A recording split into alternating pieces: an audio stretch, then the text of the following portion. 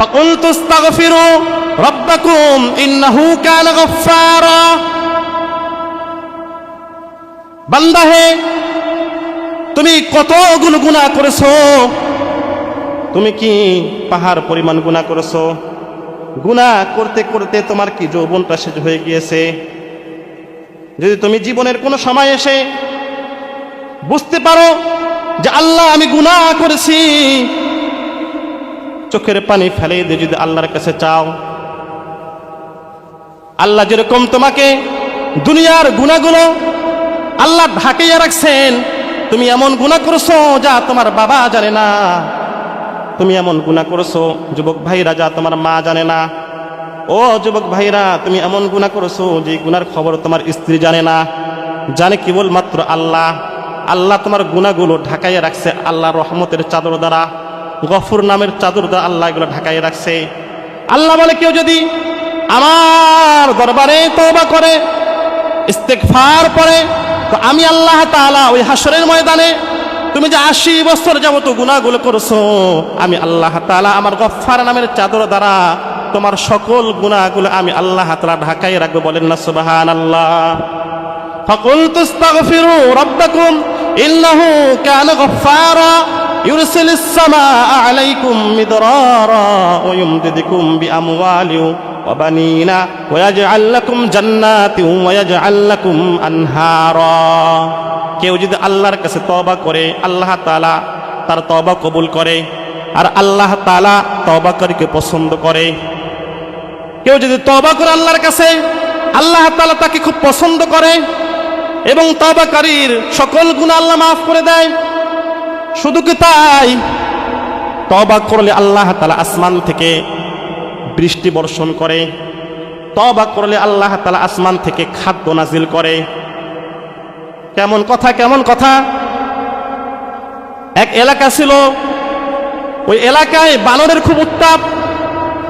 বানর ছোট ছোট বাচ্চাকে মারধর করে, আর ছোট বাচ্চাগুলো কান্নাকাটি করে, মানুষের ফসল নষ্ট করে। এলাকার সবাই একখানে হইল, হওয়ার পরে তারা একটা সিদ্ধান্ত নিল।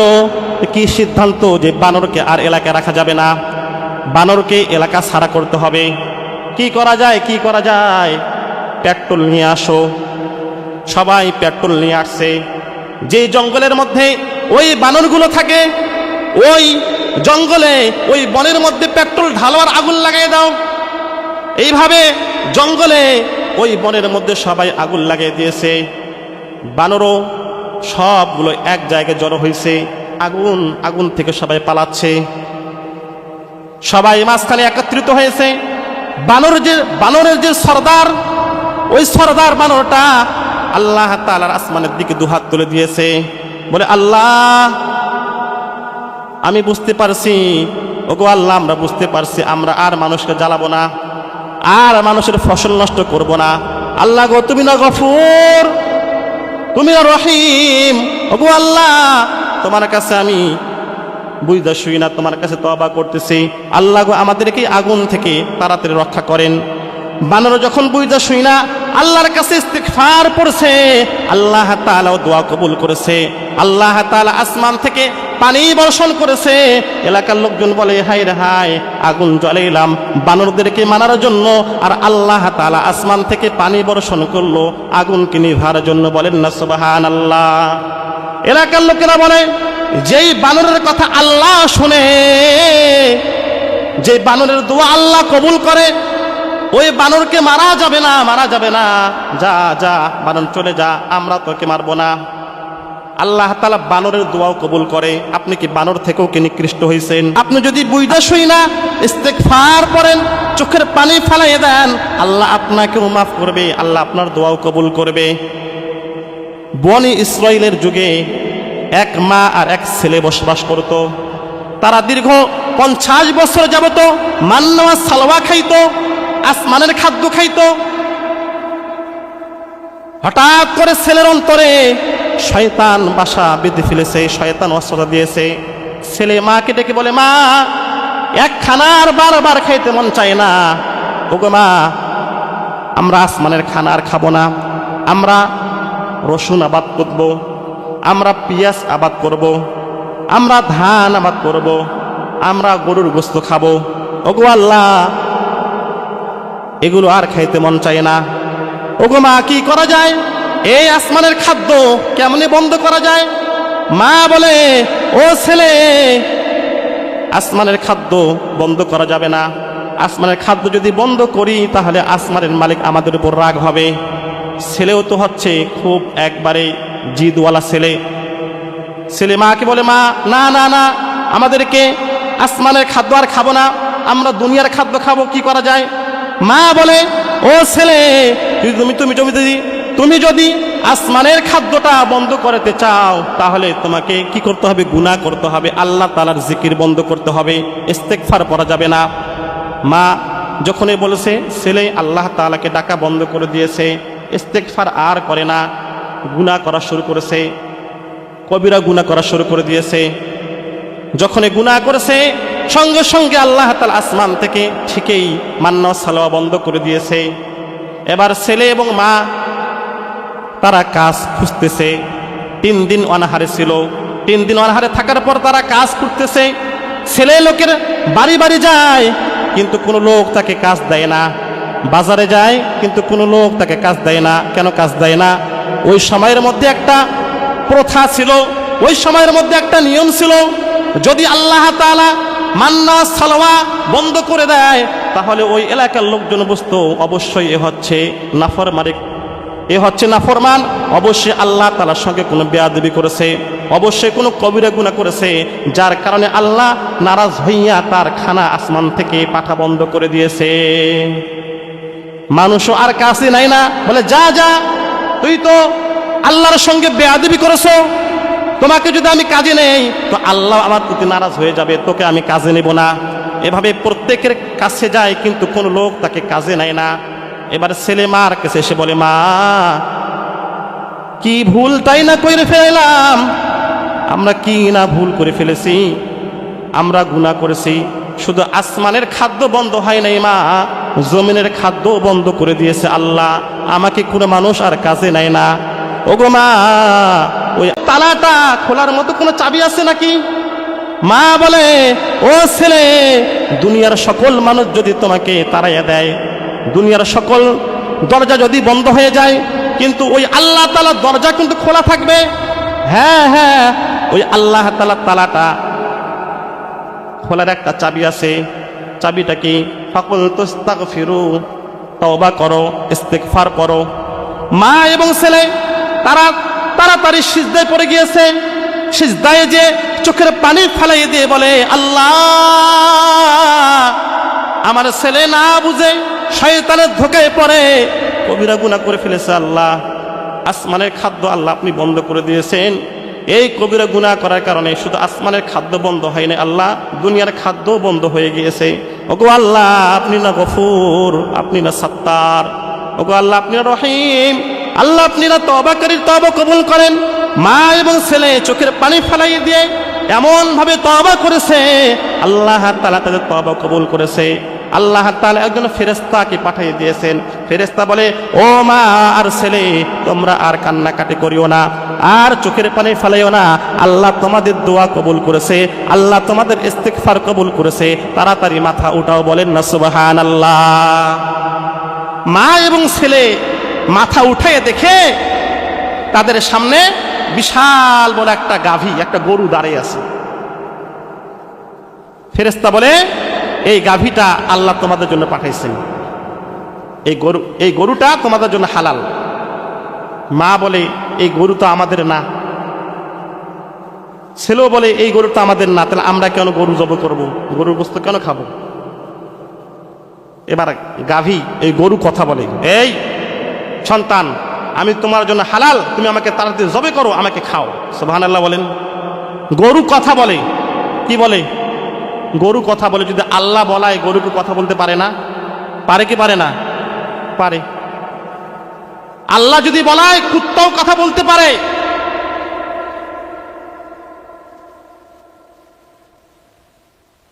তো ওই গরু কথা বলে। মা ডেকে বলে, ও সন্তান, আল্লাহর কুদরত, আল্লাহ তোমার তওবা কবুল করেছে, তুমি না গরুর গোস্ত খাইতে চাইছিলা, আল্লাহ গরুর গোস্ত পাঠাইছে, গরু পাঠিয়ে দিয়েছে, আল্লাহর কুদরত, তাড়াতাড়ি জব করো, দেরি করো না। এবার মা আর ছেলে তাড়াতাড়ি গরু জব করছে, গরু জবে করে তারা খাইছে। খাওয়ার পরে সকালবেলা ওই গরুর চামড়াটা বাড়ির মধ্যে টাঙ্গাইয়া রাখছে, ঝুলাইয়া রাখছে। আর ওই যে লোকটা বনি ইসরাইলের মধ্যে যে গরু পালতো, গরুকে সাজাইতো, গরুকে মালা দিত, গরুকে খুব সুন্দরভাবে সাজাইয়া সারা গ্রাম ঘুরতো। ও রাত্রেবেলা দেখে তার গরুটা বাড়ির মধ্যে আসে নাই, গরু নাই, কোথায় গেল গরু? এবার ওই লোকটা গরু খুঁজতেছে, সকালবেলা গরু কোথায় গেল? গরু খুঁজতে খুঁজতে দেখতেছে ওই যে 50 বছর যাবত মা আর ছেলে মান্না সালবা খায়, ওদের বাড়ির সামনেই গরুর চামড়াটা ঝুলা আছে। এবার ওই লোকটার বুঝার আর দেরি হয় নাই, এটাই হচ্ছে আমার গরু। লোকটা চলে গিয়েছে তাদের কাছে, যে বলে, ওই কে আসো রে, কে আসো? আমার গরু চুরি কইরা, আমার গরু রান্না বান্না কইরা, আবার আমার গরু চামড়া বাড়ির মধ্যে ঝুলাই রাখছো। তোমাদেরকে আমি শাস্তি দেব, তোমাদেরকে আমি বিচার দেব আমার খলিফার কাছে, আমাদের বাদশার কাছে। মা বলে, ও ভাই, এই গরু তো আমরা নিয়ে আসি নাই, আল্লাহ পাঠাইছে। গরু কথা কয় যে আমাকে জবে করো, এজন্য আমরা জবে করছি। এবার ওই ফাসেক ব্যক্তি বলে, হেই, গরু কথা বলে নাকি? আবার কি মিথ্যা কথা বলো, গরু কথা বলে? বলে, না, গরু কথা বলছে, যার কারণে আমার ছেলে তাকে জবে করেছে। এবার তারা কি করেছে, যেহেতু মুসিবতে পড়ে গিয়েছে, ওই জামানার মধ্যে নবী ছিলেন দাউদ পয়গম্বর, দাউদ পয়গম্বরের কাছে চলে গিয়েছে তারা সকলেই, যে বলে, ও নবীজি, ওগো পয়গম্বর, আমার গরু এই মা আর সন্তান তারা জবে করে খেয়ে ফেলেছে, এটার বিচার করেন। বিচার না করলে কিন্তু আমি এইখান থেকে যাব না, কি বিচার করার করে ফেলেন। এবার পয়গম্বর বিচার করবে, বিচার করার আগে মাকে জিজ্ঞাসা করতেছে, কি ব্যাপার, অন্যজনের গরু তোমরা জব করছো কেন? এবার মা বলতেছে, ওকে পয়গম্বর, বেয়াদবি মাফ নেবেন, আমরা গরু তো জব করতে চাই নাই, কিন্তু যখন গরু কথা বলছে, আল্লাহ আমাকে পাঠাইছে, আমি তোমাদের জন্য হালাল, তাড়াতাড়ি জব করো, দেরি করো না, তখন আমরা গরু জব করছি। দাউদ পয়গম্বর বলে, গরু কথা বলছে তো ঠিকই তো হয়েছে, জব করেছে, এদের কি দোষ? এবার ওই ফাসেক ব্যক্তি যে গরু পালতো, না না না, আমি এটা মানি না, এটা কখনো মানি না, গরু আবার কথা কয় কেমনে? এবার যখন ওই লোকটা কিছুতে মানে না, এবার আল্লাহ তাআলা আসমান থেকে জিবরাইলকে পাঠিয়ে দিয়েছেন দাউদ নবীর কাছে, কানে কানে চুপি চুপি বলছে, ও নবীজি, মা আর সন্তান যে গরুটা জব করে খাইছে, গরুর গোস্ত, আসলে এই গরুটা ওই লোকের না, গরুটা হচ্ছে মা এবং ছেলের। সুবহানাল্লাহ বলেন। এই ঘটনা দাউদ নবী বলে, এই গরু তো তোমার না। ওই লোক বলে, কে বলছে আপনাকে এই গরু আমার না? যখন সে অস্বীকার করা শুরু করেছে, এবার দাউদ নবী সব কিছু বলে দিয়েছে। এই গরু তো হচ্ছে এই ছেলের বাবার, এই ছেলের বাবা এক সময় বড় লোক ছিল, তুমি তার বাবার অধীনে কাজ করতা, তার বাবার সম্পদ দেখে তোমার লোভ ধরে গিয়েছে, তুমি এই সন্তানের বাবাকে রাতারাতি খুন করে ফেলেছো, তুমি রাতারাতি কলাগাছ হয়ে গিয়েছো। এরকম কিছু নেতা আছে না, গরিব ভোট করে নির্বাচন হয়েছে, রাতারাতি একবারে কোটিপতি হয়ে গিয়েছে, মানুষকে খুন করে, অন্যের বাড়িতে রাহাজানে দিয়ে কোটিপতি হয়ে যায়, রাতারাতি কলা গাছ। পয়গম্বর এবার সত্য কথা বলেছে, যখন এই সত্য কথা বলেছে, ওই লোক হতভম্ব হয়ে গিয়েছে। ব্যাপারটা কি? এই লোক কিভাবে গোপন কথাগুলো জানলো, অতীতের কথাগুলো কিভাবে জানলো? পয়গম্বর আল্লাহ জানাইছে, তারপরে জানছে, তারপরে লোকটাও স্বীকার করে। এবার যখন দাউদ পয়গম্বর এই কথাগুলো বলা শুরু করেছে, এবার এই লোকটা দাউদ নবীকে গালি দেওয়া শুরু করেছে, হ্যাঁ মিথ্যাবাদী, আপনি অন্যজনের নামে অপবাদ দেন, গালি দেওয়া শুরু করেছে। দেখেন না, যদি মৌলবীরা, হুজুররা যদি সত্য কথা বলে, হক কথা বলে, অনেক নেতারা, অনেক ভদ্রজনেরা, অনেক বুদ্ধিজীবী হুজুরদেরকে গালিগালাজ করে আল্লাহর পথে ডাকার কারণে, আল্লাহর পথে ডাকার কারণে তাদেরকে জেলের মধ্যে দিয়ে দেয়। হুজুরদের কি দোষ? আল্লাহর পথে আহ্বান করে, সত্যের পথে আহ্বান করে, যার কারণে হুজুরদেরকে বিনা অপরাধে জেলের মধ্যে থাকতে হয়। বিনা অপরাধে তাদেরকে ফাঁসির মঞ্চে জুটতে হয়। যখন নাকি কোনো হুজুর কোনো সৎ লোককে অন্যায়ভাবে জুলুম করা হয়, আর যদি ওই জুলুমকারী মাজলুম ব্যক্তি যদি দোয়া করে, আল্লাহ তাআলা সেই দোয়াটা কবুল করে। ওই স্বৈরাচারকে, ওই জুলুম দুনিয়াতে তার ক্ষমতা রাখে না, তাকে তো ক্ষমতা রাখে না, তাকে আল্লাহ তাআলা দুনিয়ার মধ্যে বেইজ্জতি করে। কথা বলেন ঠিক না বেঠি? দোয়া যদি আলেম ওলামা করে, আর আলেম ওলামাকে যদি আপনি কি করেন, বিনা দোষে অপরাধী করেন, এই বিনা দোষে জেল খাটান, তাকে যদি রিমান্ডে নেন, তাহলে এটার প্রথম নম্বর শাস্তি হচ্ছে আল্লাহ আপনাকে যে ক্ষমতা দিয়েছে, এই ক্ষমতা আল্লাহ আপনার কাছ থেকে ছিনাই নেবে, যার চাক্ষুষ পরিমাণ উদাহরণ আমরা 2025 পেয়েছি। وتعز من تشاء وتذل من تشاء بيدك الخير إنك على كل شيء قدير। ইজ্জত দেওয়ালা হচ্ছে আল্লাহ, ইজ্জত কেড়ে নেওয়া হচ্ছে আল্লাহ। এবার ওই লোক যখন দাউদ নবীকে গালি দেওয়া শুরু করেছে, আল্লাহ তাআলা রাগান্বিত হয়ে গিয়েছে, বলে দাউদ পয়গম্বর সে মিথ্যাবাদী, সে সত্য বলবে না, কি করো। আল্লাহ তাআলা এবার কি করছে, তার জবানটা বন্ধ করে দিয়েছে, সে আর কথা বলতে পারে না। তার হাত সাক্ষী দেয়, তার মুখ সাক্ষী দেয়, তার চোখ সাক্ষী দেয়, বলে হ্যাঁ ও দাউদ পয়গম্বর আপনি যেই কথাগুলো বলেছেন এগুলো সব সত্যি। হাত বলে হ্যাঁ, আমি এই হাত দিয়ে একটা ধারালো ছুরি দ্বারা এই ছেলের বাবাকে আমি খুন করেছি, আর এই গরুটা ওই ছেলের বাবারে ছিল, আমি হাত দিয়ে আমার বাড়িতে নিয়ে আসছি। হাত সাক্ষী দিবে, পা সাক্ষী দিবে, চোখ সাক্ষী দেবে।